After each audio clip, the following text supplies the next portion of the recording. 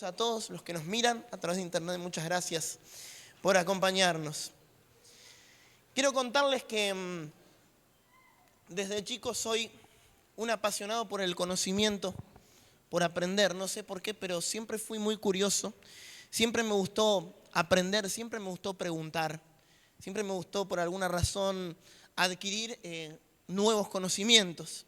Y obviamente me gusta muchísimo, una de las cosas que más me gusta aprender es sobre la palabra de Dios. Me gusta aprender, me gusta debatir, me gusta enriquecerme.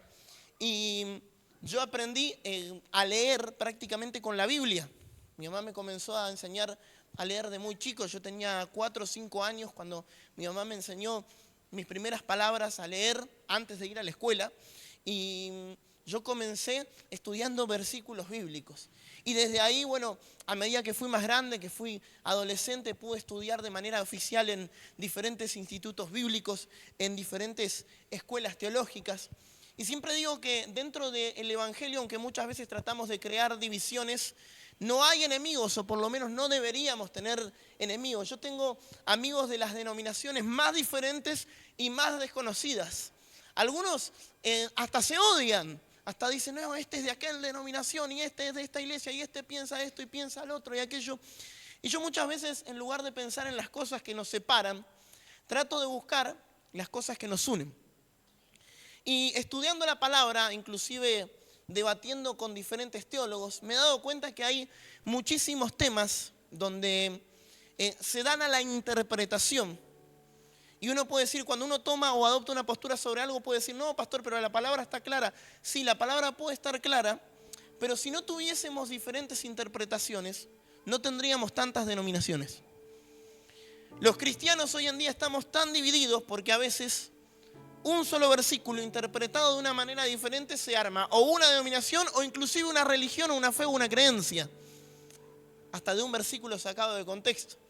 Entonces es importante que nosotros podamos escudriñar la palabra y leer la Biblia. Ahora, para ir ya centrándome en el tema, uno de los tantos temas donde los teólogos, las denominaciones no se ponen de acuerdo, porque son muchos los temas, es el tema de la salvación.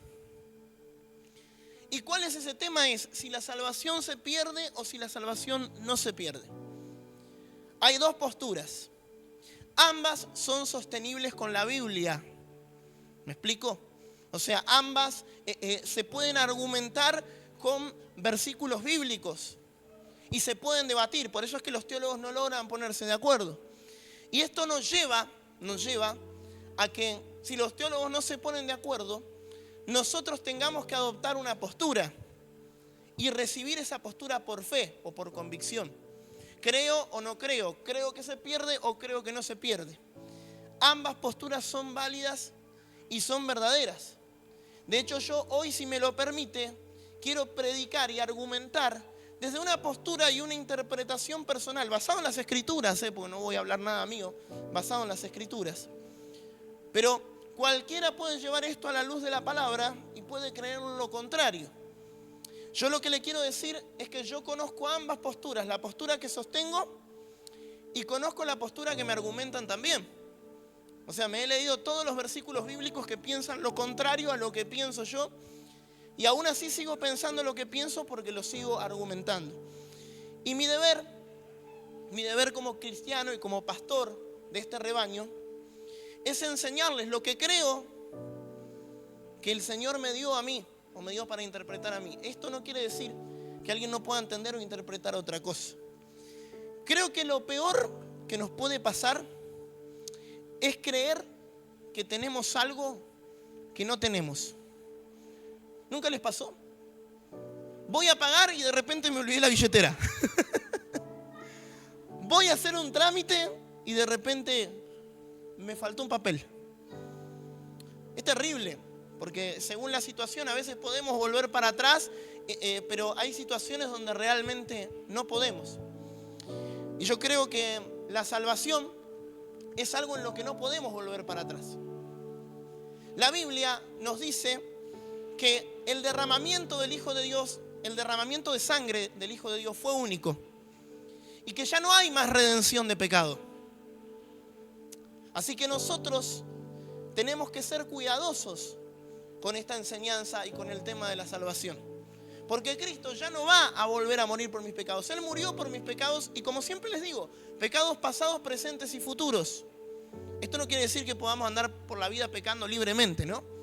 Pero Cristo ya murió por nuestros pecados y no hay más derramamiento de sangre. Entonces, nosotros tenemos que ser cuidadosos con lo que entendemos y con lo que interpretamos. La salvación es el regalo más precioso que Dios nos entregó. De hecho, yo le voy a decir algo. Si el mensaje del Evangelio se desenfoca de la salvación, hay que tener cuidado también con eso. Escuchen, yo predico un Dios que sana. Dios puede sanar, amén. Yo predico un Dios que prospera. Dios puede prosperar, amén. Pero aún así, lo más importante del Evangelio sigue siendo la salvación. Porque cuando yo vengo a la iglesia con una expectativa equivocada, yo me encuentro con alguien y le predico, bueno, vení que Dios te va a prosperar. Vení que Dios va a contestar la petición de tu corazón. Vení 2 o 3 cultos que intercedemos y la suegra se va a ir a vivir bien lejos, ¿no? Cuando nosotros predicamos eso y la persona viene y esas expectativas no son llenas, la persona se decepciona del Evangelio. Y lo primero que dicen es, me mintieron, me dijeron que me iba a sanar y no me sané. Me dijeron que me iba a pasar esto y no me pasó. Entonces, las expectativas de la persona no son llenas. Ahora, cuando nosotros enseñamos que lo más importante es la salvación, dice la Biblia que cuando a Cristo le bajaron el paralítico por el techo, dice que lo primero que le dijo es, ten ánimo, tus pecados te son perdonados. Y uno puede decir, bueno, pero el hombre quería caminar, fue por un milagro. Pero Jesús entendía que la salvación del alma de una persona es lo más importante antes que cualquier otra cosa. Entonces no se decepcione si uno dice, pastor, fui a orar por un enfermo y se murió. Es terrible. Me río, pero hay gente que se pone mal por esto porque dice, pastor, me salió mal, oré con toda la fe y al final, no sé, fulanito quería un trabajo y fui a orar y de repente y no lo consiguió. O lo echaron del trabajo. Lo más importante es la salvación. Si esa persona se salvó, ya cumpliste con lo que tenías que cumplir. Hay fiesta en los cielos. Entonces nosotros tenemos que defender la salvación. Bien, escuche esto. Dice la Biblia en el libro de Mateo, capítulo 7, versículo 21. No todo el que me dice Señor, Señor, entrará en el reino de los cielos, sino el que hace la voluntad de mi Padre que está en los cielos. Muchos me dirán en aquel día, Señor, Señor, no profetizamos en tu nombre, y en tu nombre echamos fuera demonios, y en tu nombre hicimos muchos milagros, y entonces les declararé, nunca os conocí, apartados de mí, hacedores de maldad. Hoy yo les decía, que lo peor que nos puede pasar es creer que tenemos algo y no lo tenemos. Y a esta gente les pasó precisamente eso. Soy salvo, gloria a Dios, ¿no? Echamos fuera demonios, predicamos. Y el Señor dice, nunca los conocí. Porque mientras practicamos maldad, Dios y el pecado no son compatibles. ¿Esto qué quiere decir? Que si yo quiero ser salvo, la Biblia me habla de un arrepentimiento. Yo me tengo que arrepentir, yo tengo que cambiar mi vida. La palabra arrepentimiento viene del griego metanoia, que es un cambio de mentalidad. Y estas personas estaban seguros que por sus obras iban a ser salvos. Y resulta que no lo eran. Resulta que tenían la certeza de tener algo que en realidad no tenían. Para mí, y acá voy a argumentar desde lo personal, enseñar que la salvación no se pierde es una enseñanza peligrosa. No estoy diciendo una enseñanza errónea, estoy diciendo una enseñanza peligrosa. Porque una persona que no está crecida en la fe puede interpretar que acepta a Cristo y después puede hacer lo que quiere con su vida. A mí pastores, apóstoles me han llegado a decir, el cuerpo se queda acá, así que yo con el cuerpo puedo hacer lo que quiero. Puedo fumar, puedo adulterar, puedo vivir a mi manera. Total, el espíritu es lo que se va con Dios y ya acepta a Cristo y yo predico y Dios me va a entender por eso. Me lo han llegado a decir. Un apóstol, un supuesto apóstol me dijo un día, una vez, yo puedo adulterar, yo puedo estar con una mujer que no es mi esposa. Total, Dios va a entender mi postura, mi posición, yo ya acepté a Cristo. Ahora, lo que Jesús estaba enseñando es que mientras practicamos la maldad, nosotros no somos salvos. Escuche, salvo no te hace una oración de fe. Salvo no te hace aceptar a Cristo en tu corazón o creer. Nosotros tenemos que entender algo. Miren, algunos versículos mal interpretados acerca de la salvación son estos. Una de las cosas que se interpreta mal es que la salvación no es por obras. Ahora uno puede decir, bueno, pero la Biblia dice que no es por obras. Sí, es cierto. Efesios capítulo 2, versículo 8 al 9 dice: porque por gracia sois salvos, por medio de la fe y no de vosotros. Pues el don de Dios no por obras, para que nadie se gloríe. Es cierto. La Biblia me está diciendo que la salvación no es por obras. Ahora, este versículo está mal interpretado y yo le voy a explicar por qué. Porque la salvación no se obtiene por obras, y eso es cierto. Y eso es lo que la Biblia está diciendo acá. La salvación es por gracia y es un regalo para el que lo recibe. Ahora, si usted me regala algo, yo lo puedo rechazar. La salvación no se obtiene por obras, pero la salvación se mantiene por obras. Vení un segundito, Walter, vení. No te lo creas, es una broma esto. Es una suposición. Yo te voy a regalar mi auto. Gloria a Dios, dijo. Está grabado encima. ¿Qué hizo Walter para obtener el auto? Nada. ¿Es un regalo? Sí. ¿A quién le corresponde pagar el seguro ahora? ¿A quién le corresponde pagar la nafta? ¿A quién le corresponde hacer los cambios de aceite? Yo le regalé el auto, ¿quién lo cuida? Yo le regalé el auto, ¿de quién es la responsabilidad? De él. No, dame la llave ahora. La salvación no se obtiene por obras, pero se sostiene por obras. Usted mantiene su salvación a través de sus obras. Escuche lo que dice la Biblia en el libro de Hebreos capítulo 2 versículo 1. Por tanto es necesario que con más diligencia atendamos a las cosas que hemos oído, no sea que nos deslicemos. Porque si la palabra dicha por medio de los ángeles fue firme y toda transgresión y desobediencia recibida justa retribución, ¿cómo escaparemos nosotros si descuidamos una salvación tan grande? La cual, habiendo sido anunciado primeramente por el Señor, nos fue confirmada por los que oyeron. Seguimos leyendo Filipenses capítulo 2 versículo 12. Por tanto, amados míos, como siempre habéis obedecido, no como en mi presencia solamente, sino mucho más ahora en mi ausencia, ocupaos en vuestra salvación con temor y temblor. ¿Por qué Pablo haría tanto hincapié en que nos ocupemos de algo que no podemos perder? Me sorprende estas palabras que usa Pablo porque utiliza temor y temblor. Temor y temblor. Tengan miedo de perder esa salvación. Y dijo, ocúpense con diligencia de no deslizarse porque han recibido un regalo muy grande. Nosotros tenemos que cuidar nuestra salvación porque es el regalo más precioso.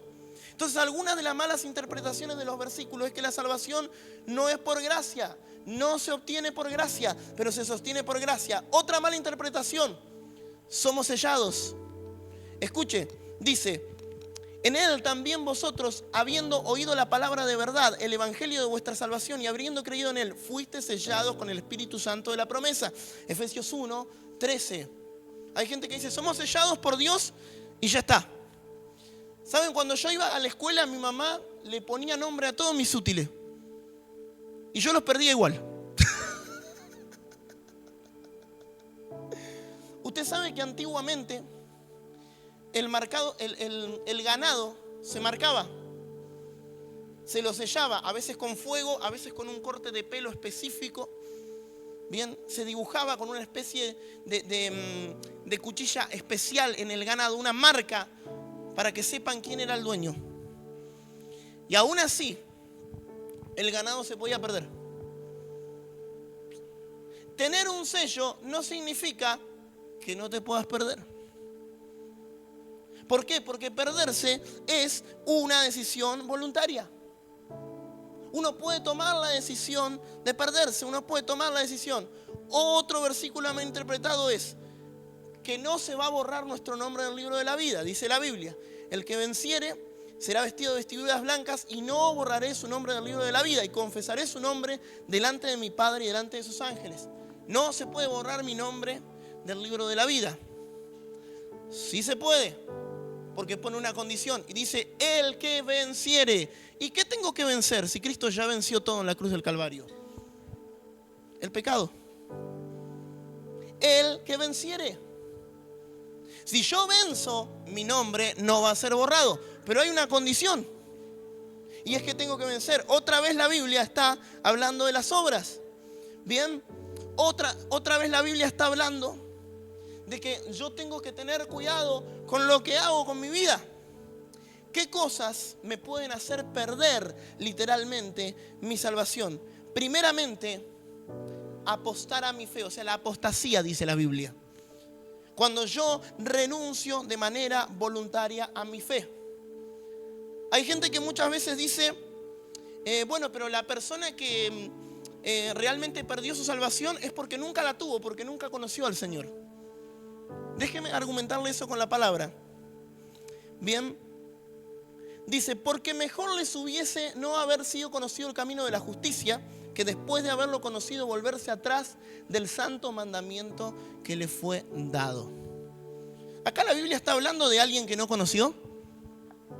No. Acá la Biblia está hablando de alguien que conoció y que voluntariamente decidió negar al Señor. Esto está en 2 de Pedro capítulo 2, versículo 21. Entonces, fíjense que la Biblia me está diciendo de que no hay personas que no conocieron nunca al Señor y que por eso no fueron salvas. La Biblia me está diciendo que hay personas que conocieron, pero que voluntariamente negaron al Señor. Dice la Biblia que cuando nosotros negamos al Señor, Él nos va a negar delante del Padre. Después dice la Biblia en el libro de Apocalipsis capítulo 3. Hoy voy a leer varios versículos, hermano. Esto es una enseñanza. Hoy estoy saliendo de la prédica convencional donde son 1 hora de prédica y un montón de chistes. Apocalipsis capítulo 3 versículo 5 dice, el que venciere será vestido de vestiduras blancas y no borraré su nombre del libro de la vida y confesaré su nombre delante de mi Padre y delante de sus ángeles. Una vez más aparece la palabra el que venciere. Mira al que está a tu lado y decirle, hay que pelear, Dios te está mandando a vencer. O sea que nada es gratis, la salvación es gratis, el Señor me la regaló. Pero para cuidarla yo tengo que vencer. Yo tengo que proteger lo que Dios me da. Si a mí el Señor me regala algo y yo lo dejo tirado, es muy probable que en algún momento de mi vida lo pierda. Ahora, algo que se va a borrar, dice la Biblia, que es porque fue escrito. Esto quiere decir que Dios ya escribió y que eso se puede borrar. Algo que se va a borrar es algo que fue escrito, no algo que nunca fue escrito. Y esto es lo que quiero que entiendas. Acá está hablando de una situación de interrupción que vuelve hacia atrás nuevamente. Otra de las cosas que nos pueden hacer perder la salvación es la blasfemia contra el Espíritu Santo. Dice la Biblia que aún contra el Hijo de Dios hay gente que ha blasfemado, pero la blasfemia contra el Espíritu Santo es un pecado que no será perdonado. La Biblia nos enseña que blasfemando contra el Espíritu Santo nosotros podemos perder nuestra salvación porque es un pecado, porque sin perdón no hay pecado. Sin perdón no hay salvación. Sin perdón no hay salvación. Eso va para los bloopers ahora, Yo sé que están anotando ahí. No me dejan pasar una, qué malo. Otra cosa que nos puede hacer perder nuestra salvación es no perdonar. Mateo 6:14. Porque si perdonáis a los hombres sus ofensas, os perdonará también vuestro Padre Celestial. Pero si nosotros no perdonamos a los hombres nuestras ofensas, nuestro Padre que está en los cielos no nos va a perdonar. Yo le quiero preguntar algo. ¿Dios le regaló la salvación al que no perdona? Sí. ¿Pudo acceder a ella? No. Y si yo accedo a la salvación y no perdono, ¿qué pasa? Ay, pastor, hice la oración de fe. Lloré, me arrepentí de mis pecados. Pero no hay perdón. Quizás tengo que perdonar a mi papá, a mi mamá, a alguien que me hizo daño. El perdón no aplica para mi vida si yo no perdono. ¿Y si tengo rencor después de ser salvo y no perdono? Porque puede pasar. O desde el momento que aceptaste a Cristo nunca más nadie te ofendió. Gloria a Dios, pásenme el secreto. A veces aceptaste al Señor, te convertiste al Señor y más se van a empecinar en ofenderte. Hay que perdonar. Si no, el perdón no aplica para mi vida. Mira, me gusta el énfasis que hace Pablo en el tema de la salvación, ¿no? Cuando él habla de su vida de fe, él dice, mi vida ha sido una carrera. Y en un momento dice, he peleado la buena batalla, pero algo que dice de la fe que me sorprende, dice, he guardado mi fe hasta el final. Pablo la pasó mal. Pablo pasó un montón de momentos difíciles. Pero de algo que pudo alardear, dice, hasta el último momento de mi vida, guardé mi fe. O sea, con todo lo que me pasó, con todo lo que me dañó y con todo lo que me lastimó la vida, todavía sigo creyendo. Y la Biblia nos enseña justamente que si nosotros guardamos nuestra fe hasta el final, obtendremos como recompensa, como galardón, la corona de vida. Dios nos ama.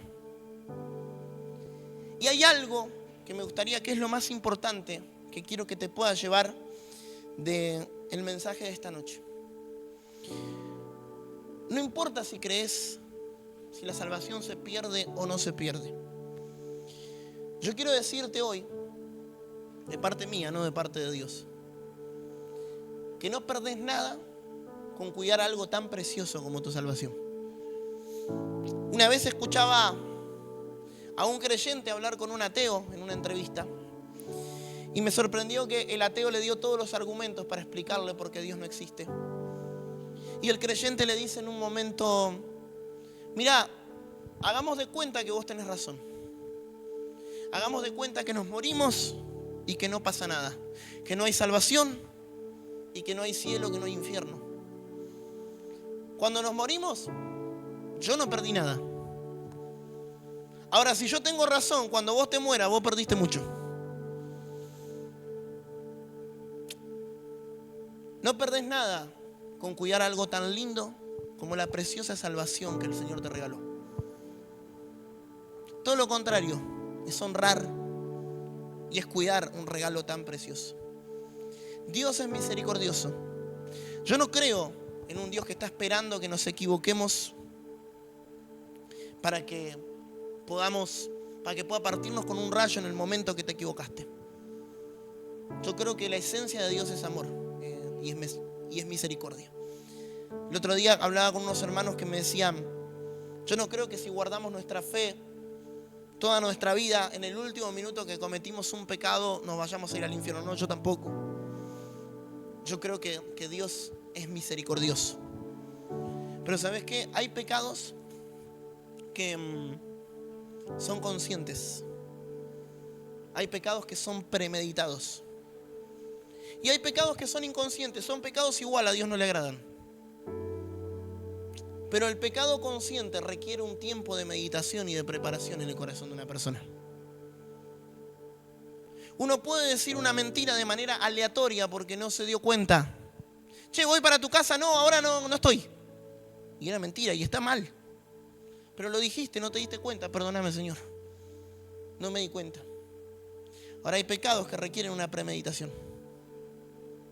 Por ejemplo, un hombre no aparece del día a la noche en la cama de una mujer que no es su esposa. Lo tuvo que premeditar. Lo tuvo que pensar. Una persona no mata a alguien diciendo, bueno, lo maté. Ya está.